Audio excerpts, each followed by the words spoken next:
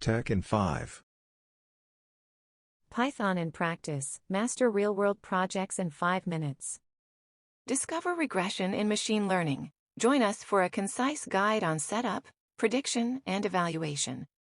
Welcome to our tutorial on supervised learning, with a focus on regression in machine learning. Today, you'll learn what regression is and how it can be applied to predict continuous outcomes like housing prices or stock values. Regression is a type of supervised learning that is aimed at predicting a continuous outcome. Unlike classification, where outcomes are categorical, regression models predict a quantitative response. For example, predicting the price of a house, the temperature tomorrow, or the potential sales of a product. Now, let's delve into simple linear regression. This technique predicts a response based on a single predictor variable. It assumes that there is a linear relationship between the two variables. Mathematically, this relationship is represented as y equals beta 0 plus beta 1 x plus epsilon, where y is the dependent variable, for example, house price, x is the independent variable, for example, size of the house, beta 0 is the intercept, beta 1 is the slope of the line, and epsilon is the error term.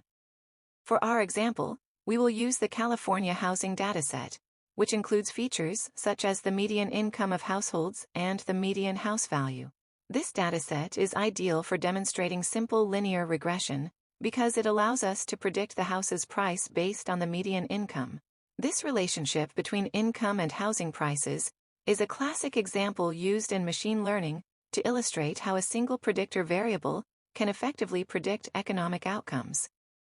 We're using the California housing dataset within our previously set up machine learning Docker environment using Jupyter Notebook. Let's go through the process step by step. First, we make sure that all necessary libraries are imported. These libraries will help us handle the data, perform the regression, and visualize the results.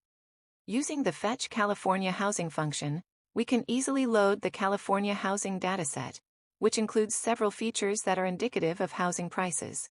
Then we convert it into a data frame for easier manipulation, and we add the target variable which represents the median house value in hundreds of thousands of dollars. To understand the dataset structure and ensure it's loaded correctly, we'll take a quick look at the data using head and describe function.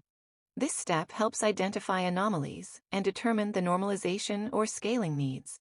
Next, we select the median income feature as our predictor variable because economic theory and prior studies suggest a strong correlation between income levels and housing prices.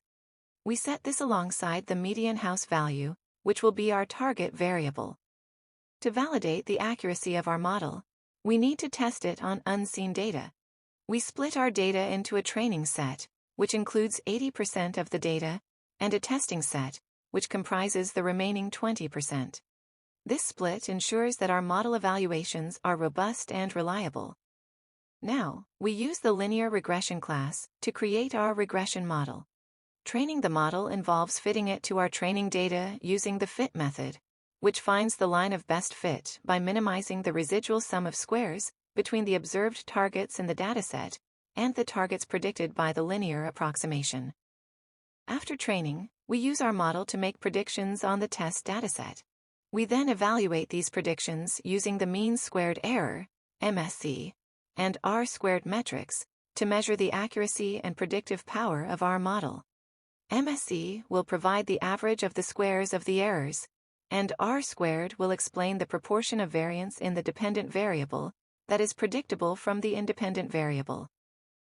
Finally, visualizing the model's performance helps in understanding its efficacy. We plot the test data and the regression line. This visualization not only confirms the appropriateness of the model, but also highlights the linear relationship between median income and house prices, reinforcing the insights from our regression analysis. As we wrap up, we've explored how simple linear regression can predict housing prices from median income using housing dataset. Remember, regression models are widely applicable in finance, healthcare, marketing, and environmental science. Thank you for joining this tutorial. Continue learning and see you in the next video. Stay tuned for more videos on TechInFive.